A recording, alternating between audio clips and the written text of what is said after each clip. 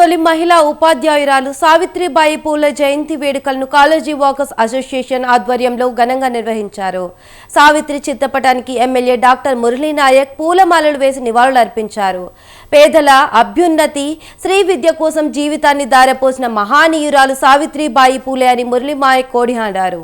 చదువుల తల్లి సావిత్రిబాయి పూలే జయంతిని రాష్ట్ర ప్రభుత్వం మహిళా ఉపాధ్యాయ దినోత్సవంగా ప్రకటించడం పట్ల ఆయన హర్షం వ్యక్తం చేశారు. సావిత్రిబాయి ఆశయాలను స్ఫూర్తిగా తీసుకోవాలన్నారు. మున్సిపల్ చైర్మన్ రామ్మోహన్ రెడ్డి, ఉపాధ్యాయ సంఘం నేతలు శ్రీనివాస్ పాల్గొన్నారు. ఈ పోరాట పట్టిమను గుర్తించి కాంగ్రెస్ ప్రభుత్వం ఈరోజు సావిత్రిబాయి పూలేను ఈరోజు టీచర్స్ డే మా అందరం ప్రతి ఒక్క పాఠశాలలో తీసుకోవాలని చెప్పేసి వారికి చెప్పడం నిజంగా కూడా మీ తరఫున ప్రభుత్వానికి ప్రత్యేక ధన్యవాదాలు తెలియజేస్తున్నాం. ఈరోజు మన వెంకటరెడ్డి గారు చాలా గొప్పగా చెప్పారు.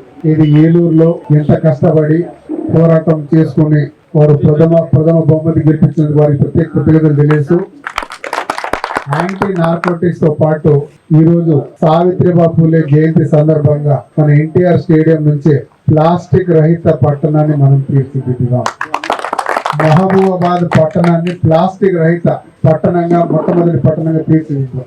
ఎందుకంటే ఈ మధ్య కాలంలో గన్నీ బ్యాగ్స్ అని మన పేపర్ బ్యాగ్స్ చాలా వచ్చినాయి, కాలుష్య రహితమైన బ్యాగ్స్ చాలా వచ్చినాయి. కాబట్టి దీనిని డెఫినెట్ గా మనం అందరం ప్రోత్సహిద్దాం.